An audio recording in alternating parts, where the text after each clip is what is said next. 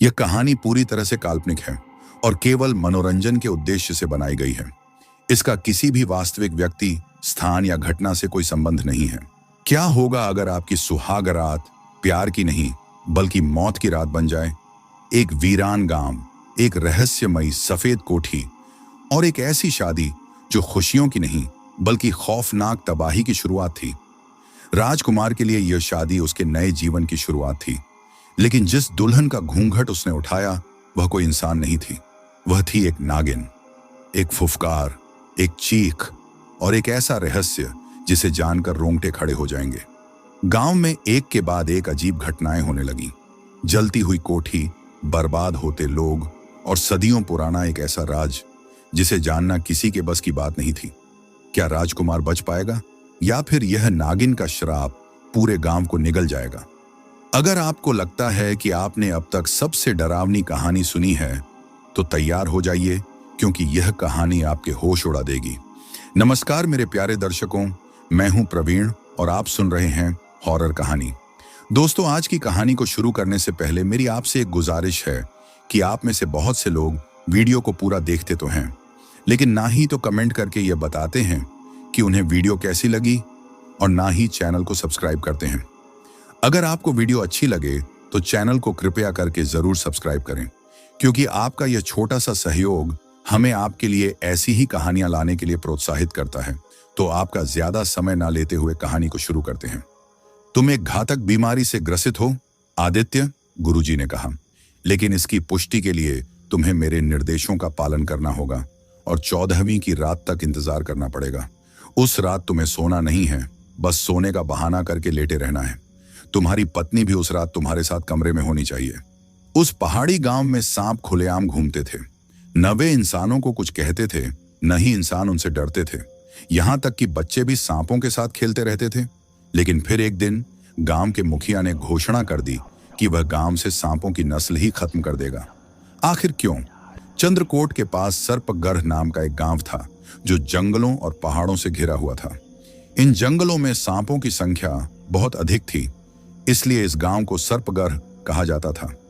सर्पगढ़ में हिंदू आबादी अधिक थी, जबकि मुसलमानों की संख्या थोड़ी कम थी। गांव का सबसे अमीर व्यक्ति विजय सिंह था। इस गांव में उसकी जमीन जायदाद सबसे अधिक थी। गांव में उसकी एक बड़ी और आलीशान हवेली थी, जिसे लोग सफेद कोठी के नाम से जानते थे। इस हवेली में नौकरों की एक बड़ी टोली अलग अलग कामों के लिए नियुक्त थी। विजय सिंह अपनी दौलत का गलत इस्तेमाल कर रहा था। वह एक विलासी व्यक्ति था जिसे शराब और ऐशो आराम की लत लग चुकी थी। राजनगर और शिवपुरम में भी उसकी कोठियां थीं, और जब वह गांव से उगता जाता तो शहर की ओर निकल जाता। वह अपने गांव के अलावा इधर उधर भी मुंह मारने से बाज नहीं आता था। बहु बेटियों वाले गरीब लोग उससे तंग और दुखी थे, मगर उसके खिलाफ आवाज उठाने और उसे किसी काम से रोकने की हिम्मत कोई नहीं कर पाता था। सभी बड़े जमींदारों और जागीरदारों की तरह विजय सिंह को शिकार का भी बहुत शौक था।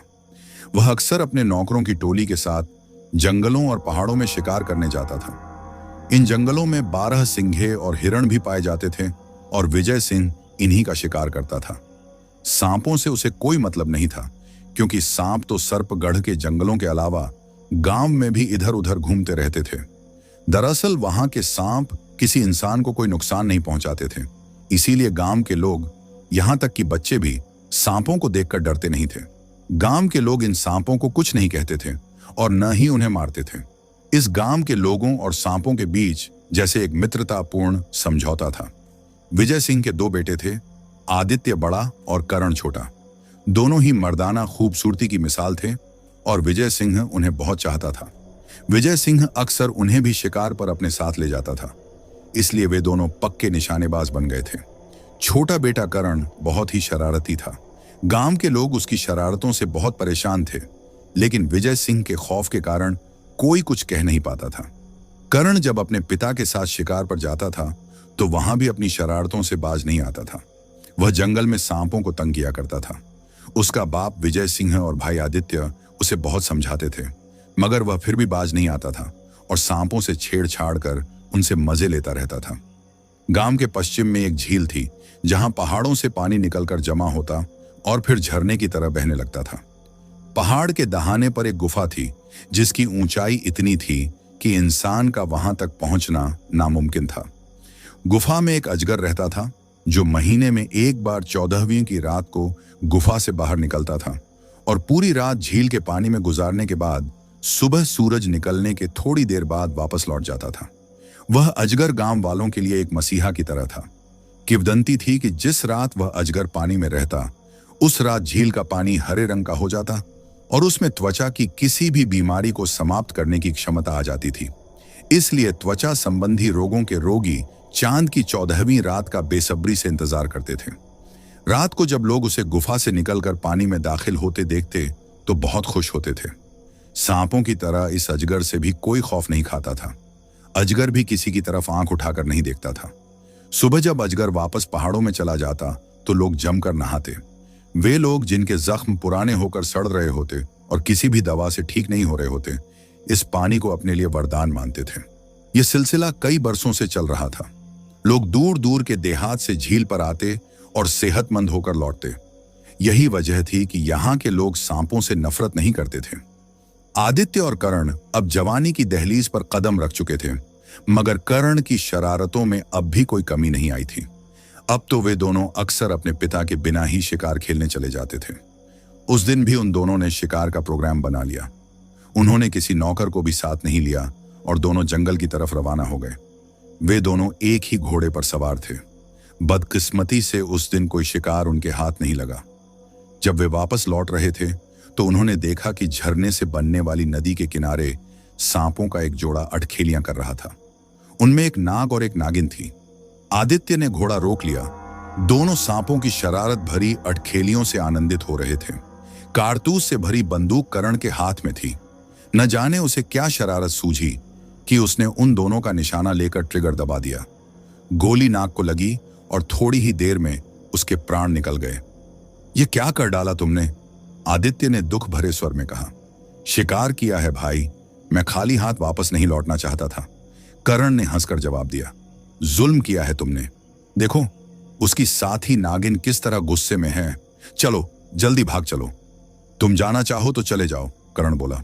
मैं इसका भी शिकार करूंगा। आदित्य चला गया। नागिन ने अपने नाग को अपनी आंखों के सामने मरते देखा तो वह गुस्से से पागल हो उठी।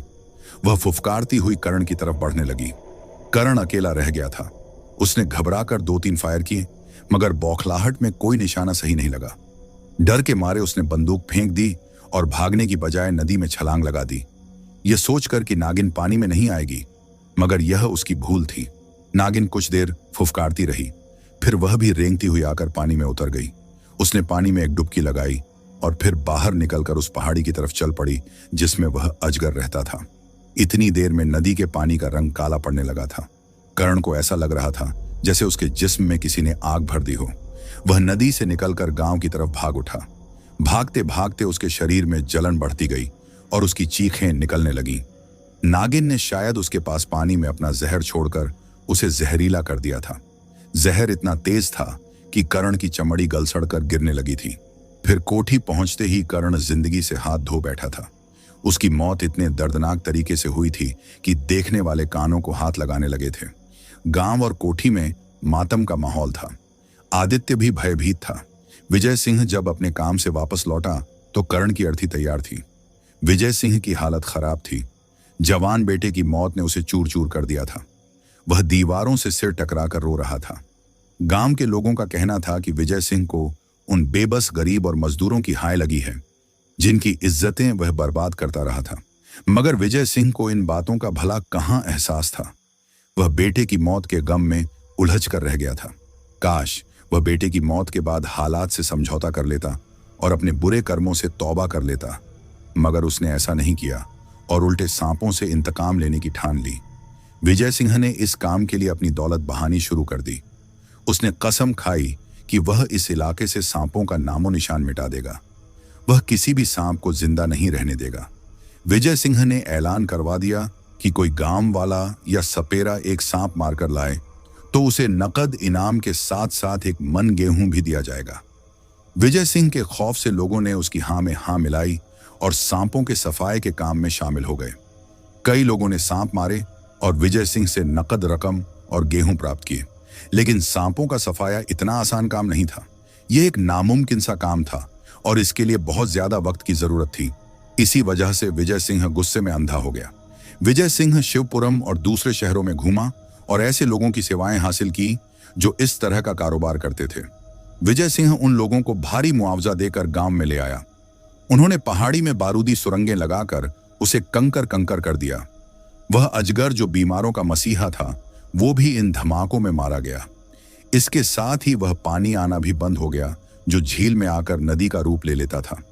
विजय सिंह ने ढेरों दौलत फूंक कर बहुत सारे सांपों को मरवा डाला और इसके साथ ही उसने सर्पगढ़ का नाम बदलकर करण नगर रख डाला। विजय सिंह अब भी शिकार करता था, मगर सांपों का, सिर्फ सांपों का। उसके अंदर की इंतकाम की आग अभी तक ठंडी नहीं हुई थी। लगता था वो पागल हो गया है। यह उसकी भूल थी जो यह समझ बैठा था कि वह सांपों की नस्ल ही खत्म कर डालेगा। यूं ही 3 साल बीत गए। विजय सिंह करण की मौत का गम भूलने लगा था और फिर से अय्याशियां शुरू कर दी थी। उसने आदित्य को शिवपुरम भेज दिया। कुछ नौकर भी उसके साथ कर दिए ताकि उसे कोई नुकसान न पहुंचे और उसकी आजादी में भी खलल न पड़े। इस दौरान विजय सिंह कुछ दिनों के लिए राज गया तो वहां उसने पहली बार अपने एक नौकर की खूबसूरत और जवान पत्नी को देखा तो उस पर मर मिटा। शर्मा नाम का एक शख्स उसका पुराना नौकर था जो राजनगर वाली कोठी में ही रहता था। शर्मा स्वर्ग से धार गया तो उसकी जगह उसकी बीवी वेदिका ने ले ली। वेदिका लाखों में एक थी और विजय सिंह ने जिंदगी में इससे पहले ऐसी औरत नहीं देखी थी। वेदिका सुंदरता का एक नायाब नमूना थी। वेदिका को देखकर विजय सिंह के दिन का चयन और रातों की नींद उड़ गई। उसका बूढ़ा जिस्म तपने लगा था। उसने वेदिका पर मेहरबानियों के टोकरे बरसाने शुरू कर दिए। वेदिका भी उसकी एहसानमंद हो गई और जल्दी ही वो दोनों एक दूसरे के करीब आ गए। वेदिका ने भी इकरार कर लिया। विजय सिंह की मुरझाई हुई तमाम इच्छाएं जैसे फिर से जाग उठी। वेदिका की सुंदरता और जवानी के आगे वह खुद को कमजोर पा रहा था। उसने फैसला कर लिया कि उसे हर हाल में वेदिका को अपना बनाना ही पड़ेगा। विजय सिंह वेदिका को पाने के लिए बेताब था। जब उसने वेदिका से शादी की बात की तो वह मान गई। विजय सिंह उसे लेकर राजनगर चला गया। विजय सिंह को वेदिका मिल गई। उसकी जिंदगी फिर से हसीन और रंगीन हो गई। उसने कई महीने हनीमून मनाते हुए गुजारे। वेदिका भी उस पर अपनी मोहब्बतें लुटाती रही। लेकिन इसके बाद विजय सिंह की तबीयत बिगड़ने लगी। उसकी सेहत दिन ब दिन गिरती चली गई। उसका बहुत इलाज कराया गया मगर वह स्वस्थ नहीं हो सका। विजय सिंह का जिस्म सूखने लगा, बिल्कुल वैसे ही जैसे पानी न मिलने की वजह से एक पेड़ सूखता चला जाता है। ऐसा लगता था कि उसके जिस्म से किसी ने सारा खून निचोड़ लिया हो। कुछ महीनों बाद विजय सिंह की जिंदगी का चिराग बुझ गया। वेदिका दहाड़े मार मार कर रो रही थी। उसके खुले बाल और चीखें देखकर ऐसा लगता था जैसे वह भी विजय सिंह के साथ ही सती हो जाएगी, उसी की चिता में जलकर। मगर ऐसा नहीं हुआ। विजय सिंह की मौत के बाद वेदिका सफेद कोठी से इस तरह गायब हो गई कि उसका नामो निशान तक नहीं मिला।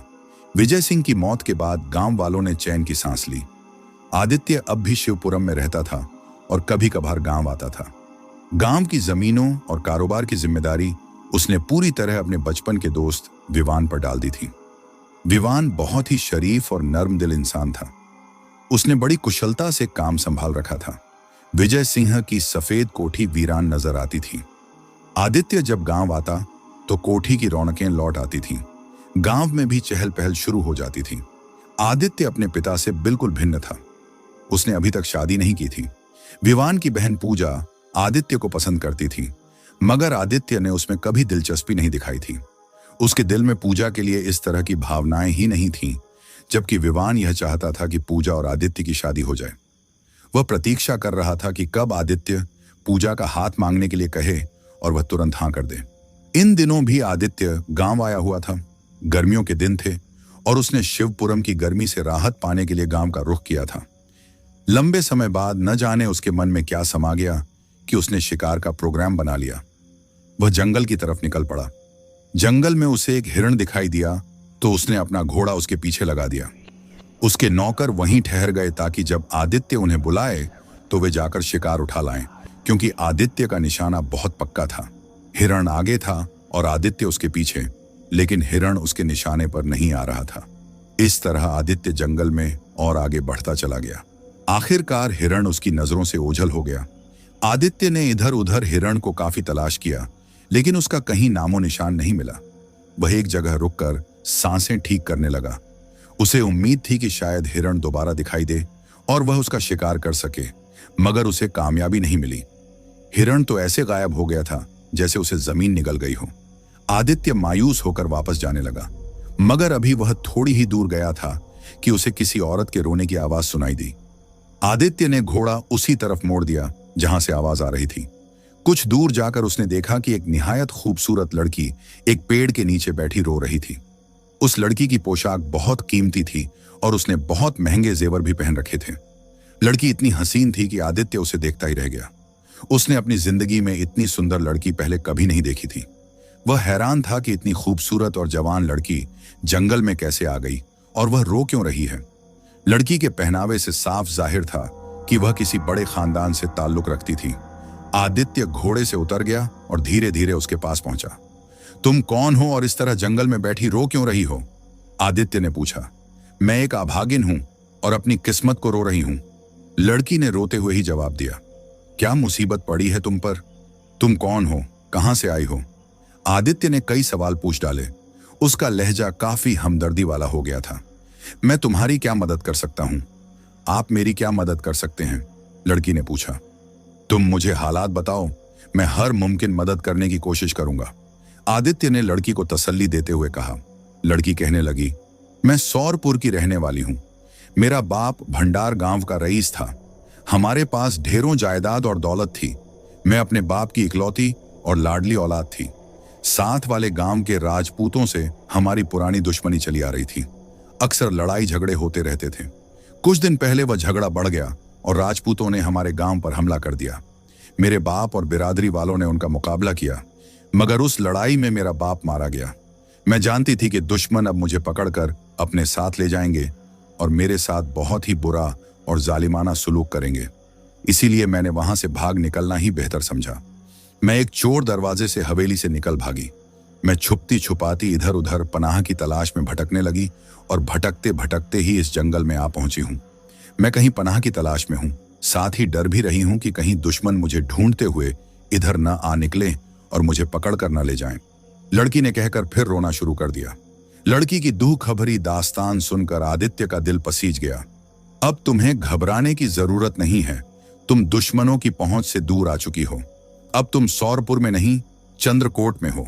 मेरा तो अब इस दुनिया में कोई नहीं रहा। लड़की रोते हुए कहने लगी, मेरा सब कुछ लुट गया है। अब मैं जिंदा कैसे रहूंगी और जिंदा रहकर करूंगी भी क्या? रोने से कोई फायदा नहीं, आदित्य हमदर्दी से बोला। तुम मेरे साथ मेरे गांव में मेरी कोठी में चलकर रहो। वहां तुम्हें सुरक्षा भी मिलेगी और सुख भी। आपकी हमदर्दी का बहुत शुक्रिया, लड़की ने निगाहें झुकाते हुए कहा। आप मुझे अच्छे आदमी लगते हैं, तो फिर उठो, चलो मेरे साथ। मैं कोठी में किस हैसियत से रहूंगी? नौकरानी?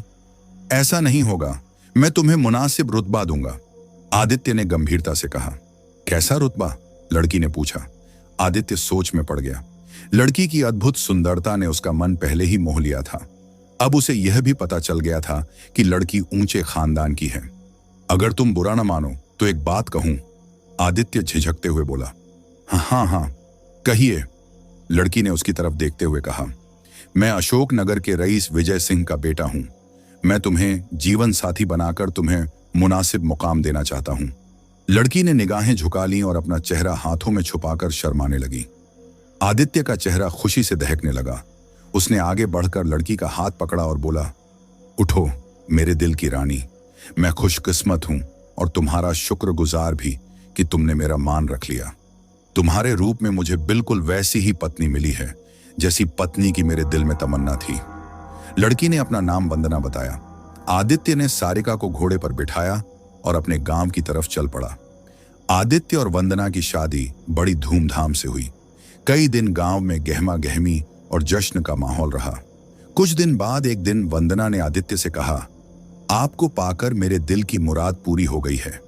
इतनी खुशी मैंने अपने गांव में रहकर भी ना पाई थी जितनी आपकी संगत में रहकर मिली है। मैंने पूरा जीवन गांव में रहकर ही गुजारा है। अब मेरी इच्छा है कि हम शहर जाकर रहें।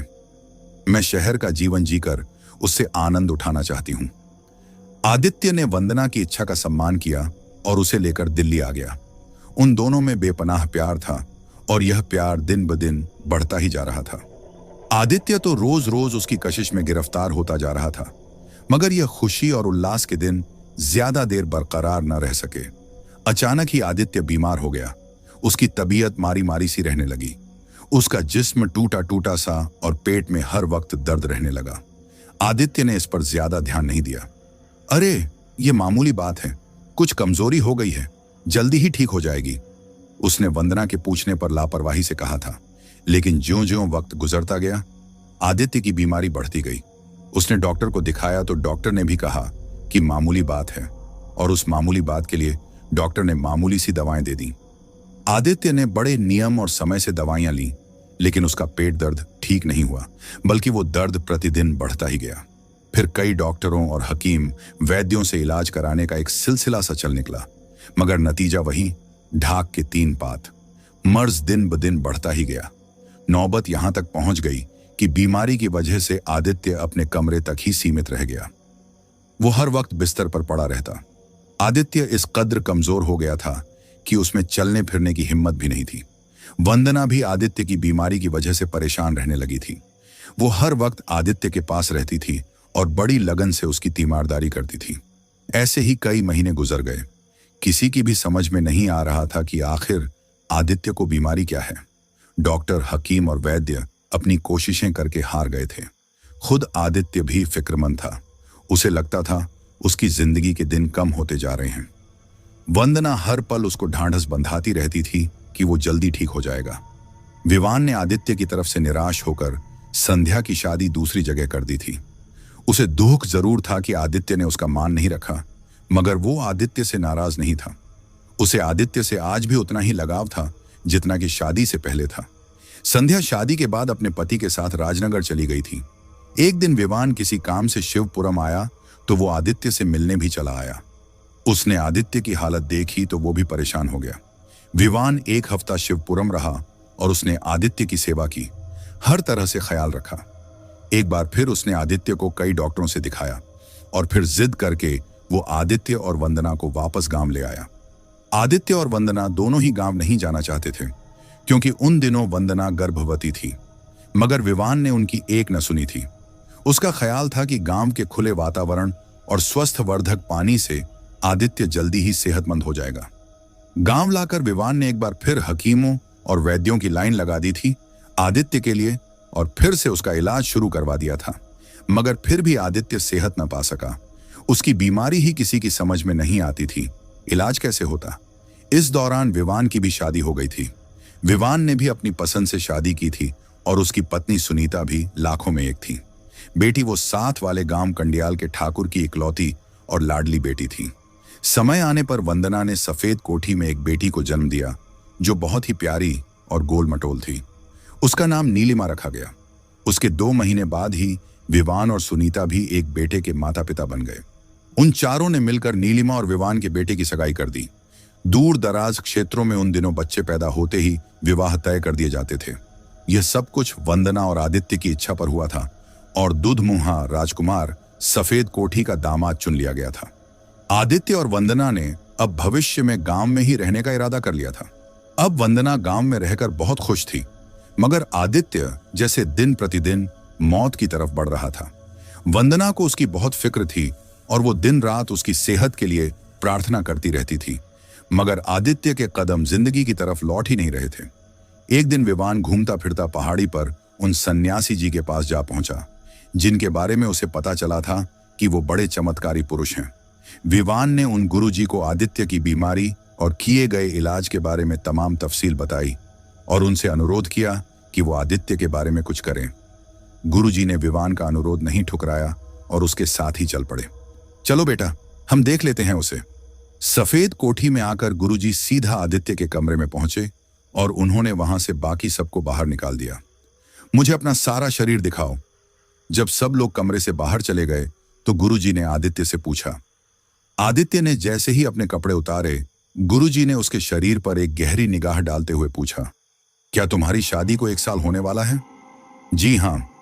आदित्य ने स्वीकृति में सिर हिलाया और फिर शादी और शादी के बाद होने वाली तमाम घटनाएं गुरुजी को बता दी। इसमें वंदना से जंगल में होने वाली मुलाकात का भी जिक्र था। तो मेरा संदेह सच निकला, गुरुजी ने कहा। तुम एक जानलेवा बीमारी के शिकार हो बेटा, लेकिन उसकी पुष्टि के लिए तुम्हें मेरे निर्देश पर चलना होगा। गुरुजी ने बोझिल लहजे में कहा, इसके लिए तुम्हें 14वीं की रात का इंतजार करना होगा। उस रात तुमने सोना नहीं है, बल्कि सोने का बहाना करके लेटे रहना है।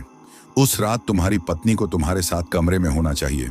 गुरुजी ने आदित्य को अच्छी तरह समझा दिया और फिर 14वीं की रात का इंतजार करने लगे। 4 दिन बाद 14वीं की रात आई तो आदित्य ने गुरुजी की बात पर अमल शुरू कर दिया। उसने दरवाजे पर अंदर से ताला लगाकर चाबी छुपा दी और हर रोज की तरह सोने के लिए बिस्तर पर लेट गया। वंदना भी उसके करीब ही सो रही थी। रात के दूसरे पहर अचानक वंदना जाग उठी। वो बिस्तर से उतरकर दरवाजे की तरफ बढ़ी और दरवाजा खोलकर बाहर जाने की कोशिश की, मगर उसे दरवाजा न खुल सका। वंदना झुंझला गई और उसकी बेचैनी बढ़ने लगी। उसने आदित्य को छूकर देखा कि वो सो रहा है या जाग रहा है। जब उसे इत्मीनान हो गया कि आदित्य सो रहा है तो वंदना ने नागिन का रूप धारण किया। फिर वो रेंगती हुई छोटे से झरोखे के रास्ते बाहर निकल गई। गुरुजी के निर्देश के मुताबिक आदित्य जाग रहा था, सोना तो महज बहाना था। उसने वंदना को अपनी आंखों से नागिन का रूप धरते हुए देखा तो उसके होश उड़ गए। काफी देर बाद नागिन एक झरोखे से दोबारा कमरे में आई और फिर से वंदना बनकर आदित्य के पहलू में लेट गई। फिर जल्दी ही वो गहरी नींद में सो गई, मगर तमाम रात आदित्य भयभीत जागता रहा।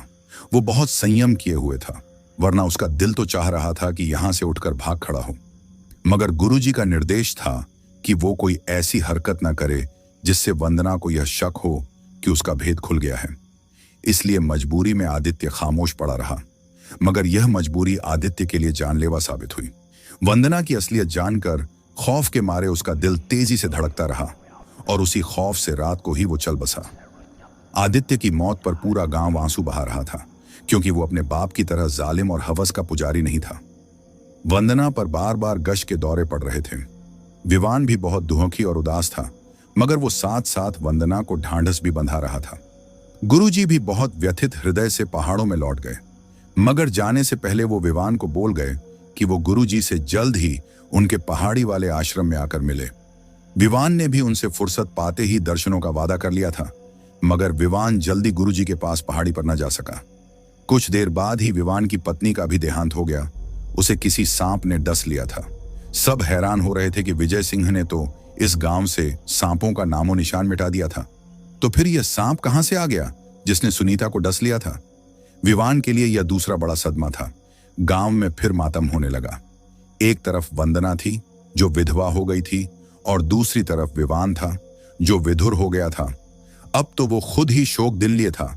वो वंदना को ढांढस कैसे बंधाता, मगर अब वंदना विवान को तसल्ली दे रही थी। ऐसा लगता था कि वंदना से बड़ा विवान का कोई हमदर्द नहीं है दुनिया में। इधर विवान वंदना की हकीकत से भी बेखबर था। वो वंदना को अपना हमदर्द समझ रहा था। जैसे जैसे दिन गुजर रहे थे, वंदना का झुकाव विवान की तरफ ज्यादा होने लगा था। खुद विवान भी वंदना के बारे में किसी और ही अंदाज में सोचने लगा था। एक दिन विवान को गुरुजी की याद आ गई तो वो पहाड़ों की तरफ चल पड़ा। विवान ने गुरुजी को अपने आने की वजह सुनीता की मौत बताई। सुनीता की मौत के बारे में सुनकर गुरुजी चौंक उठे। विवान, मैं आदित्य की बीमारी की मौत और सुनीता की मौत की वजह जान गया हूं। फिर गुरुजी ने अपनी और आदित्य की आखिरी बातचीत और 14वीं की रात की तफसील विवान को बताई और कहा, वंदना औरत नहीं, नागिन है। विवान हैरत से गुरुजी की तरफ देखने लगा कि वो क्या कह रहे हैं। विवान के पूछने पर गुरुजी ने बताया, अगर किसी सांप पर 100 साल तक किसी इंसान की नजर न पड़े तो वो इच्छाधारी बन जाता है। वो अपनी मर्जी से कोई भी काया अपनाकर लोगों के सामने आ सकता है। नागिनें 100 साल बाद आमतौर से खूबसूरत बनना पसंद करती हैं। वो ऐसा सुंदर रूप धरती हैं कि उसकी मिसाल नहीं मिलती। वंदना भी ऐसी ही नागिन है। विवान की हैरतों की हद न रही। वो गुरुजी का मुंह तकता रह गया। वंदना का अगला शिकार तुम हो विवान, गुरुजी ने कहकर विवान के होश उड़ा दिए। तुम्हारी पत्नी सुनीता को यकीनन वंदना ने ही रास्ते से हटाया है। अब वो तुमसे शादी करना चाहेगी और फिर वो आदित्य की तरह तुम्हें भी बीमार कर राह से हटा देगी। विवान की आंखें हैरत और दहशत से खुली की खुली रह गईं। गुरुजी ने सच ही कहा था। विवान और वंदना एक दूसरे से मोहब्बत करने लगे थे। वंदना की असलियत जानकर विवान परेशान हो गया, क्योंकि वो आदित्य का हश्र देख चुका था। इस मुसीबत से कैसे छुटकारा पाया जा सकता है गुरुजी? ऐसा हो सकता है मगर इसके लिए बहुत होशियारी और सतर्कता की जरूरत है। वंदना को मामूली सा भी शक नहीं होना चाहिए कि हम उसकी हकीकत जान चुके हैं। उसे पता चल गया तो वो सब कुछ बर्बाद करके रख देगी। फिर गुरुजी ने ही विवान से कहा कि वो वंदना के करीब जाए और जब वंदना उसे शादी की पेशकश करे तो वो फौरन तैयार हो जाए। उसके बाद गुरुजी? विवान ने उतावली से पूछा। फिर जब सुहाग रात को वो तुम्हारे कमरे में हो तो कमरे को आग लगा देना। सफेद कोठी में एक ऐसा कमरा मौजूद है जिसमें लकड़ी का काम बहुत ज्यादा किया गया है। तुम उसे और अधिक सुंदर बनाने के लिए लकड़ी और लाख का काम करवाओ और फिर सुहाग रात को कमरे में दाखिल होने के बजाय तेल छिड़क कर आग लगा दो ताकि उस कमरे की हर चीज वंदना समेत जलकर राख हो जाए।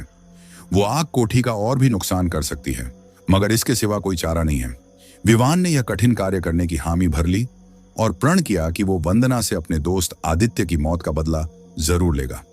वो गुरुजी का निर्देश और आशीर्वाद लेकर कोठी में लौट आया। उसके बाद विवान ने वंदना का हर तरह से ख्याल रखना शुरू कर दिया। वो एक दूसरे के नजदीक आते गए और फिर एक दिन वंदना ने विवान के सामने खुद ही शादी का प्रस्ताव रख दिया। विवान ने भी थोड़ी सी दाएं बाएं करके अपनी सहमति दे दी। इस दौरान विवान ने कोठी के एक कमरे में ढेर सारी लकड़ी का काम करवा के ऊपर लाख के बेल बूटे बनवा दिए थे। विवान और वंदना की शादी एक छोटे से समारोह में हो गई। गांव वाले भी इस शादी से बहुत खुश थे। शादी की पहली रात विवान के लिए कड़ी परीक्षा की रात थी। उसके लिए जिंदगी और मौत का सवाल था। जरा सी कमजोरी बाजी पलट सकती थी। वंदना दुल्हन बनी सुहाग सेज पर विवान की प्रतीक्षा कर रही थी, मगर उसकी प्रतीक्षा रंग नहीं लाई। विवान ने योजना के मुताबिक उस कमरे को आग लगा दी। देखते ही देखते वह कमरा जलकर राख हो गया। वंदना भी उसमें जलकर मर गई। अगले दिन विवान ने गांव वालों को भी वंदना की असलियत बता दी। वे हैरान होने के साथ साथ राहत की सांस भी ले रहे थे। विवान अपनी सफलता की खबर गुरुजी को सुनाने पहाड़ों पर चला गया। गुरुजी खुश हो गए कि एक खतरनाक नागिन से उनकी जान छूट गई। नागिन को खत्म करना इतना आसान नहीं था। अब विवान ही कोठी का मालिक था। उसने अपने बेटे राजकुमार और आदित्य की बेटी नीलिमा के लिए सुनीता की बहन से शादी कर ली। उसकी दूसरी पत्नी ने राजकुमार का तो खूब ख्याल रखा, मगर वह नीलिमा से नफरत करती थी क्योंकि नीलिमा की मां उसकी बहन सुनीता की कातिल थी। इसके विपरीत विवान नीलिमा का बहुत ख्याल रखता था क्योंकि वह नीलिमा को ही अब कोठी की असल मालिक समझता था। नीलिमा और राजकुमार दोनों आपस में खूब लड़ते थे। इसी तरह वक्त अपनी रफ्तार से गुजरता रहा और वे दोनों जवान हो गए। विवान चाहता था कि दोनों उच्च शिक्षा प्राप्त करें, इसलिए उसने राजकुमार को पढ़ने के लिए राजनगर भेज दिया। मगर नीलिमा को पढ़ाई से कोई खास दिलचस्पी नहीं थी। ज्यों-ज्यों नीलिमा बड़ी हो रही थी, वह अकेले रहने की आदी हो गई थी। गांव में उसकी कोई सहेली नहीं थी। कई लड़कियां वक्त वक्त पर उससे कोठी में मिलने आती रहती थीं, मगर वह किसी के घर गांव में नहीं जाती थी। नीलिमा विवान से थोड़ा खींची खींची रहती थी, मगर विवान फिर भी उसका बहुत ख्याल रखता था। इसी तरह कई बरस गुजर गए। राजकुमार जब अपनी शिक्षा पूरी करके लौटा तो विवान और मोहिनी ने नीलिमा और राजकुमार की शादी करने का फैसला कर लिया। विवान ने उन दोनों की शादी में रुपया पानी की तरह बहाया था और अपने तमाम अरमान पूरे किए थे। फिर वह रात भी आ गई जब उनकी सुहागरात थी और जो कोठी में मनाई जा रही थी। राजकुमार मन में हजारों अरमान बसाए उस कमरे में दाखिल हुआ। नीलिमा दुल्हन बनी उसकी प्रतीक्षा कर रही थी। ज्यों ही राजकुमार ने नीलिमा का घूंघट उठाया, वह नीलिमा की बेपनाह सुंदरता देखकर दंग रह गया। वह इस वक्त आकाश से उतरी कोई अप्सरा लग रही थी। राजकुमार ने अपनी सुनहरे काम वाली शेरवानी उतारी और उसे खूंटी पर टांग कर वापस मुड़ा तो उसे जबरदस्त झटका लगा। अब पलंग पर नीलिमा की जगह एक नागिन फन फैलाए बैठी फुफकार रही थी। नागिन ने राजकुमार को संभलने का मौका ही नहीं दिया और उड़ती हुई सी झपट पड़ी। राजकुमार चीखता हुआ बाहर भागा और किसी तरह विवान के कमरे में आ गया। पलंग से उछलकर नागिन ने उसे डस लिया। विवान और मोहिनी ने उसकी बदहवास हालत देखी तो वे भी परेशान हो गए। देखते ही देखते राजकुमार ने उन दोनों की बाहों में दम तोड़ दिया। मरने से पहले एक बार उसके होंठ हिले और उसने डूबी हुई आवाज में कहा, नीलिमा औरत नहीं, नागिन है। उसने मुझे डस लिया। विवान ने अपना सिर पकड़ लिया और पछताने लगा कि काश उसने वंदना के साथ साथ नीलिमा को भी जला दिया होता, मगर वह धोखा खा गया था। उसे क्या मालूम था कि वह नीलिमा के रूप में एक और नागिन पाल रहा है। जल्दी ही यह खबर पूरे गांव में फैल गई और तमाम लोग सफेद कोठी में जमा हो गए। हर कोई गमगीन था। विवान गुस्से से कांप रहा था। नीलिमा नागिन के रूप में कोठी में ही कहीं होगी, वह बचने न पाए। वह चीख उठा, तुम लोग इस कोठी की ईंट से ईंट बजा दो, उसने गांव वालों से कहा। लोगों ने विवान के कहने पर कोठी में आग लगा दी। आग इतनी तेज थी कि उसने पूरी कोठी को जलाकर राख कर दिया। उस दिन गुरुजी भी गांव में आ गए थे। जब उन्हें नीलिमा के बारे में बताया गया तो वे अत्यंत दुखी हुए। मुझे दुख है कि मैं नीलिमा की हकीकत न जान सका और न ही इस दौरान तुम मेरे पास आए, मगर अब मुझे तसल्ली है कि नीलिमा अब मर चुकी है, वरना न जाने और क्या कुछ देखना पड़ता। अब उस कोठी और पूरे गांव के खंडहर भी नजर नहीं आते। उसकी जगह एक टीला है जिसे देखकर यकीन नहीं आता कि यहां कभी सर्पगढ़ नाम का गांव था। तो दोस्तों, यह थी आज की खौफनाक और रहस्यमयी कहानी। क्या आपने पहले कभी इतनी डरावनी दास्तान सुनी थी? अगर यह कहानी आपको पसंद आई तो लाइक जरूर करें, अपनी राय कमेंट में बताएं और शेयर करें ताकि और लोग भी इस रहस्य से रूबरू हो सकें। ऐसी ही रोमांचक और सस्पेंस से भरी कहानियों के लिए चैनल को सब्सक्राइब करना न भूलें, क्योंकि आगे और भी खौफनाक किस्से आपका इंतजार कर रहे हैं। तो मिलते हैं अगली डरावनी कहानी में। तब तक के लिए सावधान रहें, क्योंकि कभी कभी साया हमारे आसपास ही होता है।